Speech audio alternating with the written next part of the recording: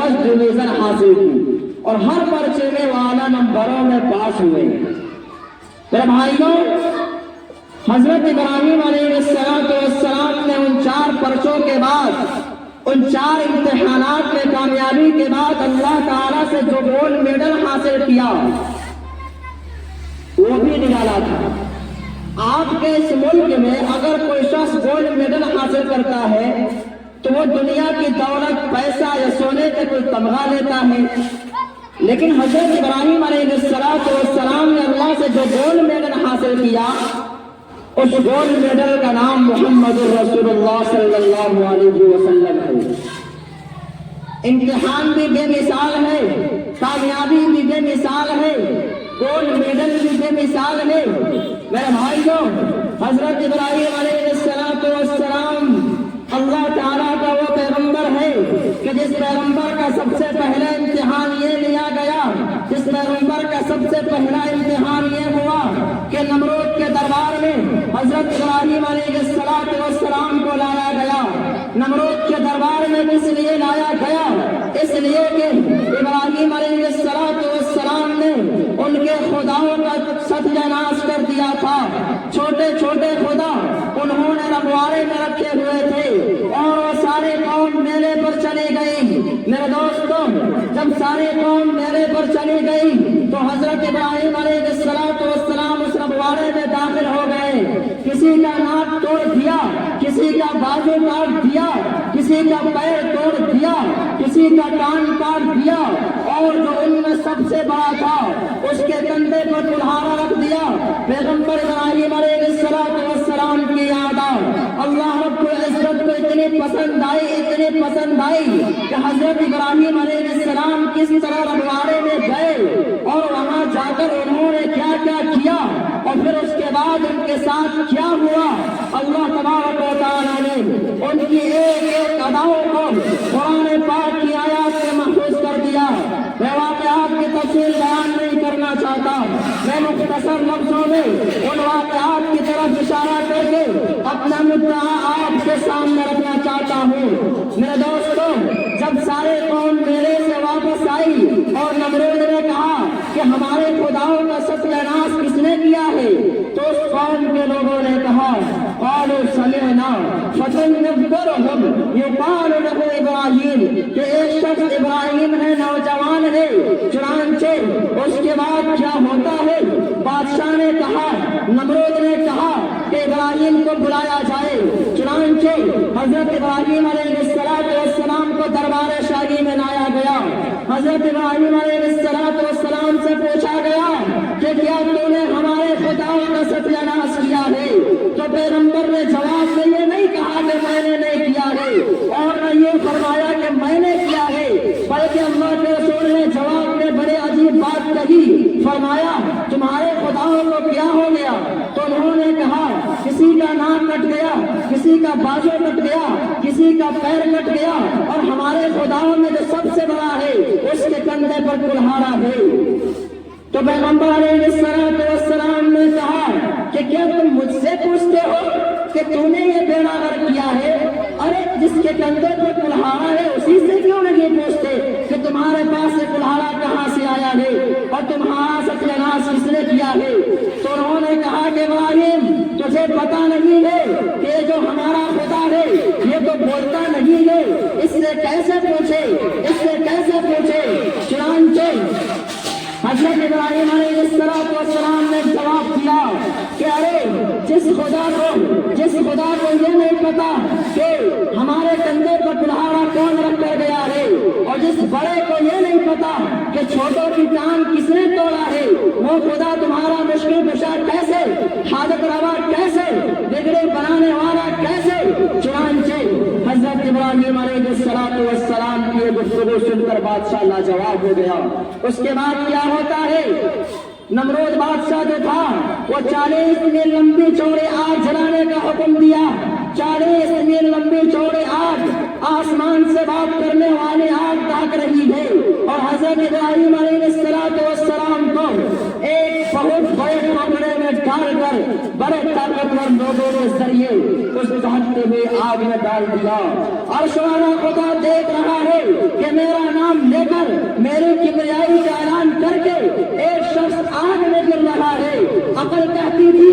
जल जाएगा, अकल कहती थी कि रात हो जाएगा, लेकिन इश्क ये कहता था कि जिस खुदा के नाम पर आग में जाना चाहता है उस आग को जलाने का हुक्म वही खुदा दे सकता है, उस आग को जलाने का हुक्म वही खुदा दे सकता है।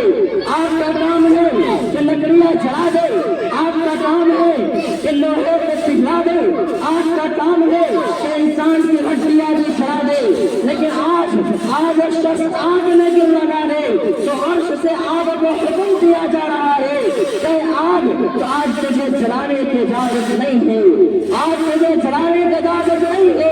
इम्तिहान मैंने इब्राहिम का लिया था, इब्राहिम तो मेरे नाम पर कूद पड़ा और मैं अपने यारों को, अपने प्यारों को आग में नहीं जला सकता हूँ। अल्लाह ने कुरान को, अल्लाह ने हुक्म दिया तो कुरान बोलो था, कुरान ने कहा कुल्ला या नार कूनी बरदन व सलामन अला इब्राहिम। कुरान कहता है कि हमने आग को हुक्म दिया, ऐ आग तो ठंडी हो जा। कैसे ठंडी? बर्फ जैसी ठंडी हो जाए तो पैगंबर को बर्फ से भी तकलीफ होगी। फरमाया नहीं नहीं, बरदन व सलामन अला इब्राहिम, ऐ आग ठंडी हो जा, ऐसे ठंडी कि एयर कंडीशन बन जा, ताकि दुनिया को पता चले कि दहकते हुए अंगारे अर्श से बातें कर रहे थे और उन अंगारों को एयर कंडीशन बनाने वाला खुदा इब्राहिम को आला नंबरों में पास कर चुका है। चुनांचे हजरत इब्राहिम अलैहिस्सलाम का एक इम्तिहान यहाँ मुकम्मल हुआ। मेरे भाइयों, हजरत इब्राहिम अलैहिस्सलाम से दूसरा इम्तिहान ये लिया गया कि पैगंबर के घर में औलाद नहीं है। अल्लाह का नबी अल्लाह के दरवाजे पर रोता है और रोकर कहता है रब्बी हबली मिनस सालिहीन, अल्लाह मुझे नेक बेटा अता कर, मुझे नेक बच्चा अता कर।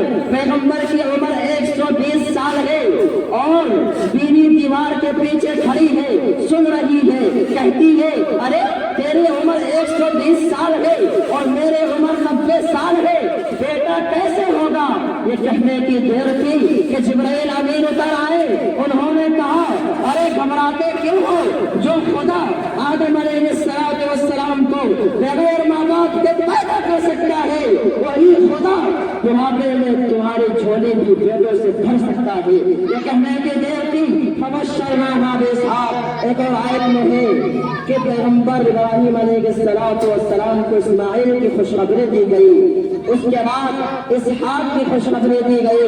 चुनांचे पैगंबर बेटे की खुशखबरी पाकर खुश होता है और खुशी से अल्लाह के दरवाजे पर झुक जाता है। बुढ़ापे की उम्र में रो रो कर बेटा मांगा गया। 9 महीने के बाद बच्चा पैदा हो गया, 9 महीने के बाद बच्चा पैदा हो गया। हाजरा की गोद हरी हो गई। चुनांचे जिस बेटे को पैगंबर ने रो रो कर मांगा था, अल्लाह ने हुक्म दिया कि इब्राहिम इसको और इसकी माँ के साथ ले चलो। कहाँ ले चलो? कहाँ ले चलो? फरमाया बयाबान जंगल में छोड़ आओ। अल्लाह के नबी फरमाते हैं कि अल्लाह वहाँ पानी नहीं है, फरमाया पानी ना हो। अरे अल्लाह वहाँ घास नहीं है, फरमाया घास ना हो। अरे अल्लाह वहाँ खाने की कोई चीज नहीं है, फरमाया ना हो। अरे अल्लाह वहाँ मकान नहीं है, फरमाया मकान ना हो। चुनांचे इस वाक़े का जिक्र कुरान भी बयान करता है। कुरान कहता है रब्बना इन्नी अस्कनतु मिन ज़ुर्रिय्यती बिवादिन गैरि ज़ी ज़रअन इंद बैतिकल मुहर्रम। चुनांचे हजरत इब्राहिम अलैहिस्सलाम से अल्लाह ने कहा, अल्लाह ने हजरत इब्राहिम अलैहिस्सलाम से कहा कि इब्राहिम रो रो कर बेटा तूने मांगा, लेकिन इम्तिहान में अर्श से खुदा ने तेरे मुकद्दर में कर दिया है। चुनांचे हजरत इब्राहिम अलैहिस्सलाम बेटे को साथ लेता है, बीवी को साथ लेता है और बाबुल की बस्ती से, मिस्र की बस्ती से, इराक की बस्ती से जंगलों का सफर करके मक्का पहुंचता है, जंगलों का सफर करके मक्का पहुंचता है और सफा मरवा की पहाड़ी के दरमियान हजरत हाजरा को कहता है कि हाजरा यहीं कहाँ जाओगे? तो हजरत इब्राहिम अलैहिस्सलाम ने इशारा करके कहा कि मेरी बीवी ऐ हाजरा आज तो तेरे साथ بات کرنے کی بھی مجھے اجازت نہیں ہے. آج میں تیرے ساتھ بات بھی نہیں کر سکتا ہوں, اس سے بات بھی نہیں کر سکتا ہوں. حضرت کہتی ہے اگر حکم خدا کا ہے تو جا ابراہیم, آج مجھے تیری بھی ضرورت نہیں ہے, اس لیے کہ اگر تو خدا کے حکم کا پابند ہے تو حاضرہ بھی خدا کے حکم کی پابند ہے. چنانچہ صفا و مروہ کی پہاڑی گئے, پیغمبر اسماعیل سواری پر بیٹھ کر چلے گئے, صفا و مروہ کی پہاڑی گئے. ایک دن گزرا, 2 دن گزرے, 3 دن گزرا, کھانے کی کوئی چیز لگی, کوئی آدمی لگی, کوئی سبزہ لگی, کوئی پرندہ لگی, کوئی گھاس لگی, کوئی چارہ لگی, کوئی ٹھکانہ نہیں, کوئی مکان نہیں. چنانچہ صفا و مروہ کی پہاڑی گئے اور معصوم بچہ اسماعیل ساتھ ہے, باپ بھی نبی ہے, بیٹا بھی نبی ہے, دونوں نبی ہے. چنانچہ جب بچہ اسماعیل پیاس سے تڑپنے لگا تو تڑپتے ہوئے بیٹے کو دیکھ کر حاجرہ سے برداشت نہ ہو سکا.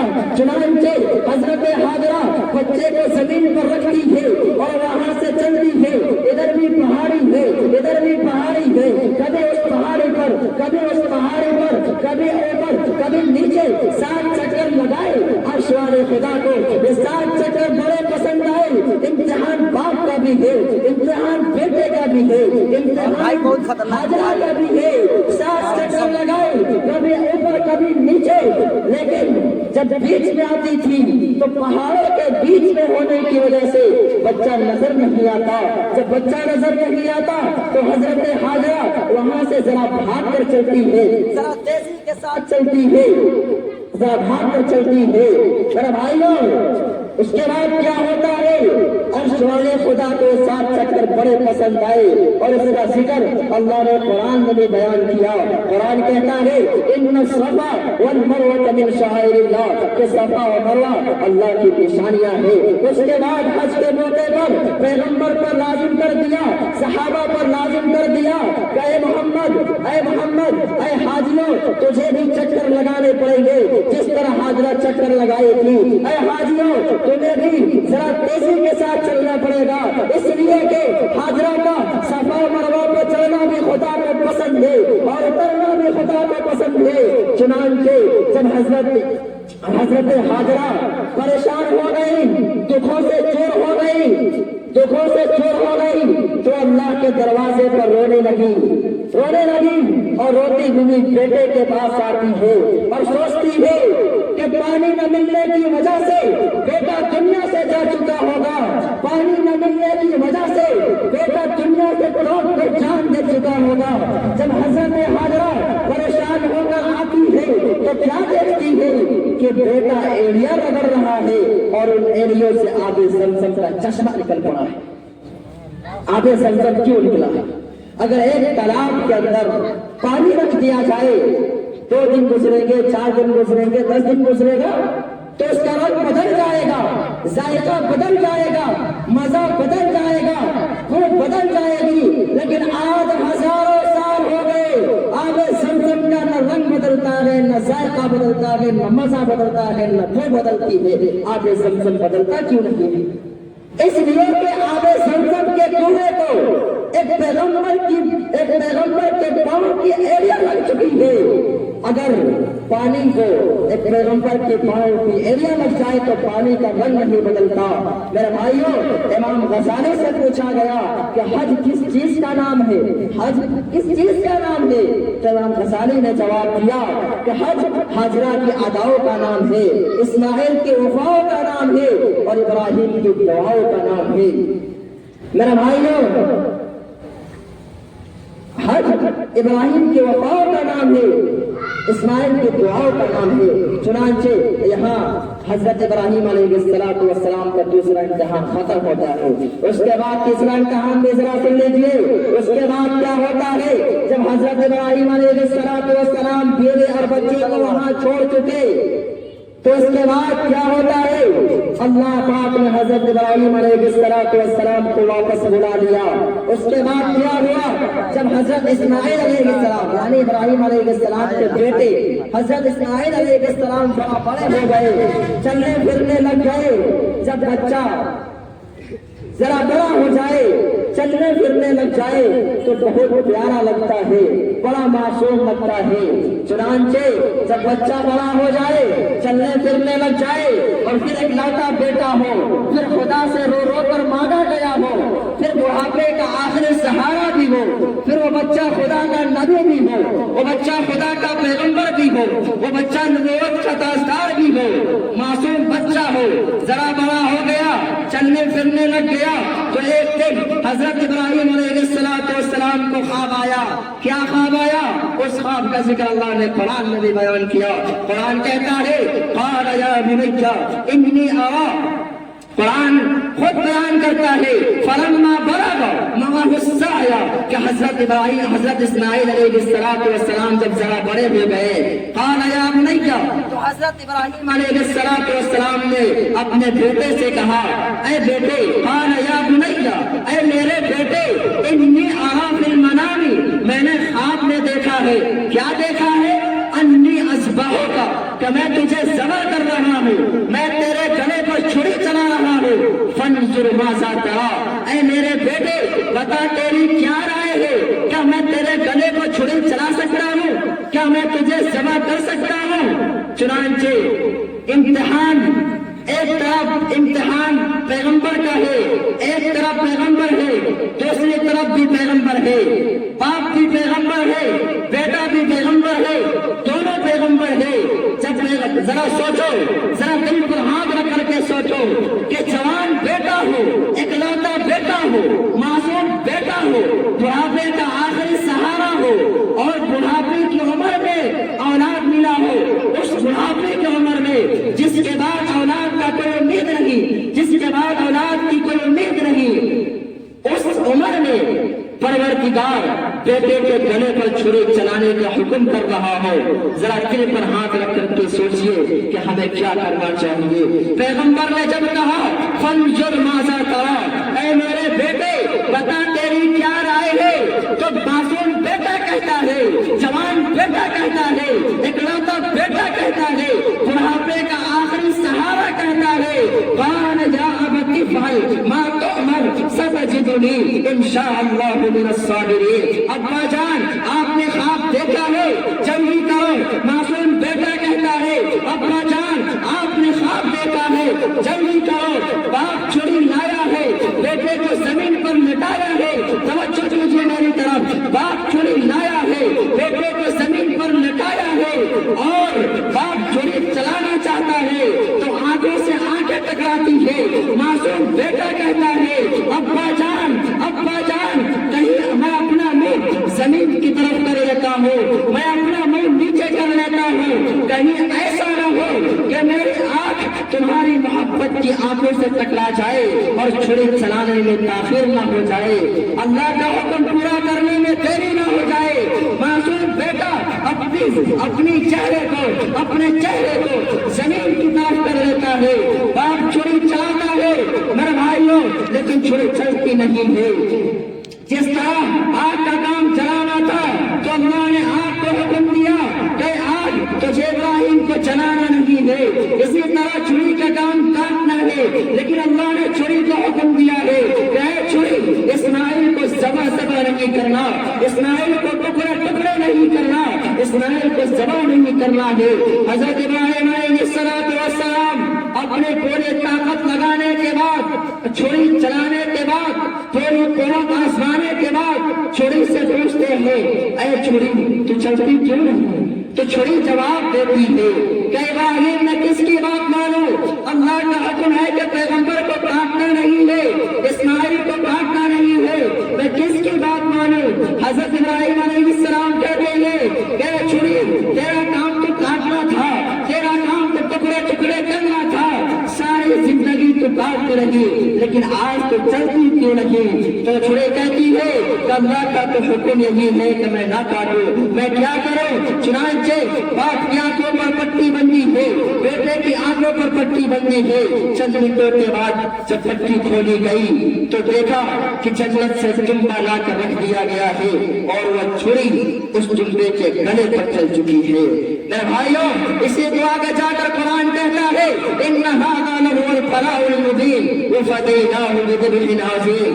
اللہ تبارک و تعالیٰ کہتا ہے اے ابراہیم، میرے ایک حکم پر تو نے اپنے بیٹے کے گلے پر چھری چلانے کا وعدہ کر لیا، اگر آج یہ چھری چل جاتی تو پھر قیامت تک ہر عید الاضحیٰ کے موقع پر ہر باپ اپنے بیٹے کے گلے پر چھری چلاتا۔ اے ابراہیم، مجھے پتا تھا کہ یہ دنیا والے تو بکرے قربان نہیں کریں گے، یہ ہندوستان کی قوم تو بکرے قربان نہیں کرے گی، یہ بیٹا کیسے قربان کرے گی؟ میرے بھائیوں، حضرت ابراہیم علیہ السلام کو اللہ نے کہا قد صدقت الرؤیا انا كذلك نجزي المحسنین۔ اے ابراہیم، تو اپنا سر اٹھاؤ، تو نے ہمارے دروازے پہ 3 امتحان پاس کر لیے ہیں۔ میں نے کہا کہ آگ میں کود جا تو کود پڑا، میں نے کہا کہ بیوی اور بچے کو جنگل میں چھوڑا تو فوراً لے کر چلا گیا، میں نے کہا کہ بیٹے کے گلے پر چھری چلاؤ تو بیٹے کے گلے پر چھری چلانے کے لیے فوراً تیار ہو گیا۔ اے ابراہیم، تو نے میرے دروازے پہ 3 امتحان پاس کر لیے ہیں۔ قد صدقت الرؤیا، اے ابراہیم، تم نے اپنا خواب سچ کر دکھایا ہے، اپنا سر اٹھاؤ، میں نے تجھے اعلیٰ نمبر دے دیے، میں نے تمہیں فرسٹ ڈویژن دے دی، میں نے تجھے اعلیٰ نمبروں میں پاس کر دیا۔ چنانچہ حضرت ابراہیم علیہ السلام کا ذرا چوتھا امتحان میں سنتے جائیے۔ حضرت ابراہیم علیہ السلام کا چوتھا امتحان یہ لیا گیا کہ اللہ تبارک و تعالیٰ نے حضرت ابراہیم علیہ السلام سے کہا کہ ابراہیم، تو اور اپنے بچے کو لے کر خانہ کعبہ میں آ جاؤ اور میرے گھر کی تعمیر کرو، میرے گھر کو کھڑا کرو۔ چنانچہ حضرت ابراہیم علیہ السلام اپنے بیٹے کو لے کر خانہ کعبے کی تعمیر کے لیے آ رہے ہیں۔ باپ اینٹیں لگاتا ہے، بیٹا اینٹیں اٹھا کر دیتا ہے۔ اسی کو قرآن کہتا ہے وَإِذْ يَرْفَعُ إِبْرَاهِيمُ الْقَوَاعِدَ مِنَ الْبَيْتِ وَإِسْمَاعِيلُ، کہ باپ اینٹیں لگا رہا ہے، بیٹا اینٹیں اٹھا کر دیتا ہے۔ چنانچہ حضرت ابراہیم علیہ السلام نے 4 امتحان پاس کر لیے۔ ان 4 امتحان کو پاس کرنے کے بعد اللہ تعالیٰ سے کہا ابراہیم علیہ السلام نے کہ اللہ میرے دعا قبول کر، تو اللہ نے فرمایا ایک دعا نہیں، آج جو تم مانگے گا میں تجھے دوں گا۔ ابراہیم، میں نے تجھے اعلیٰ نمبروں میں پاس کر دیا ہے۔ ابراہیم کیا مانگتا ہے؟ جو مانگتا ہے کہ حضرت ابراہیم علیہ السلام نے کہا اے اللہ، میں تیرے دروازے پہ 4 امتحان پاس کیا ہے، میں نے 4 امتحان تیرے دروازے پہ پاس کیا ہے۔ میں تجھ سے سونا نہیں مانگتا، میں تجھ سے طلاق نہیں مانگتا، میں تجھ سے سونا چاندی نہیں مانگتا، میں تجھ سے روپے پیسہ دولت نہیں مانگتا۔ اے اللہ، میں نے 4 امتحان پاس کیے ہیں، یا اللہ ان 4 امتحانوں کے بدلے میں تجھ سے ایک چیز مانگتا ہوں کہ جس محمد کو تو آخری نبی بنانا چاہتا ہے، جس محمد کو تو آخری نبی بنا کے دنیا میں بھیجنا چاہتا ہے، اس محمد کو تو میری اولاد میں پیدا کر دے۔ چنانچہ بعد میں یہی ہوا کہ ہم سب کے آقا جناب محمد رسول اللہ صلی اللہ علیہ وسلم کو اللہ نے حضرت ابراہیم علیہ السلام کے خاندان میں پیدا کیا اور دنیا کو دکھایا۔ میرے بھائیوں، میں آپ کے سامنے پیغمبروں کے واقعات اس لیے دہراتا ہوں تاکہ آپ کو پتا چلے کہ جہاں خدا کا حکم ہوتا ہے، جہاں خدا کی مشیت ہوتی ہے، جہاں اللہ کا حکم ہوتا ہے، وہاں سب کچھ لٹا کر بھی اللہ کے دین کو اپنے سینے سے لگایا جاتا ہے۔ اولاد کی کوئی حقیقت نہیں ہے۔ ابھی آپ نے دیکھا کہ حضرت ابراہیم علیہ السلام نے اولاد کی کوئی پرواہ نہیں کی، بلکہ اپنی جان کی بھی پرواہ نہیں کی۔ انسان کو اولاد کے بعد جان سب سے زیادہ پیاری ہوتی ہے، انسان کو اپنا جان بہت پیارا ہوتا ہے، لیکن ابراہیم علیہ السلام نے اپنی جان کی بھی بازی لگا دی اور آگ میں کود پڑے۔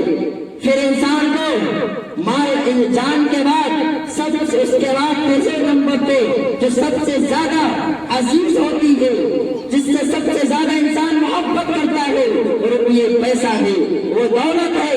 لیکن حضرت ابراہیم علیہ السلام نے اپنی دولت کو کعبے کی تعمیر پر لگا دیا۔ میرے بھائیوں، پیغمبر ابراہیم علیہ السلام کا اسوہ طریقہ نے ہمیں اور آپ کو بتا دیا کہ جہاں خدا کا حکم ہوتا ہے، جہاں محمد کے دین کا معاملہ آ جائے، جہاں شریعت کا معاملہ آ جائے، جہاں محمد رسول اللہ کی نماز کا معاملہ آ جائے، تو اس وقت نہ تمہیں جان کا خیال کرنا ہوگا، نہ تمہیں مال کا خیال کرنا ہوگا، نہ تمہیں اولاد کا خیال کرنا ہوگا۔ اور میرے بھائیوں، انبیاء کے مشن پر چلنے والا یہ انسان کامیاب ہوتا ہے جو اپنا سب کچھ لٹا کر بھی پیغمبر کے دین کو سر بلند کرنے کی کوشش کرتا ہے۔ وقت کافی ہو چکا ہے اور بھی بیان ہوں گے اور اس کے بعد دعا ہوگی۔ دعا کرے کہ اللہ تعالیٰ ہم سب پر ابراہیم علیہ السلام کی فرمانی کو زندہ کرنے کی توفیق عطا فرمائے۔ وآخر دعوانا